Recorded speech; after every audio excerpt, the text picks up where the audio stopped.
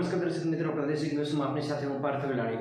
ગુજરાત શિક્ષણ બોર્ડમાં ધોરણ 12નું જે ખૂબ સારું પરિણામ જે હળવદ તાલુકાનું રહ્યું, તેવી જ રીતે આજે 6/5/2026 તારીખેના રોજ આજે વહેલી સવારે ધોરણ 10નું પરિણામ પણ જાહેર થયું અને તેમાં પણ હળવદના વિદ્યાર્થીઓ ખૂબ સારું એવું પરિણામ મેળવેલું છે। આપણે વાત કરીએ હળવદની તક્ષશિલા વિદ્યાલયની, તો તક્ષશિલા વિદ્યાલયના A1 ગ્રેડ ઉપર 7 વિદ્યાર્થીઓએ નંબર મેળવી અને સારા પરિવારનું ગૌરવ વધાર્યું છે।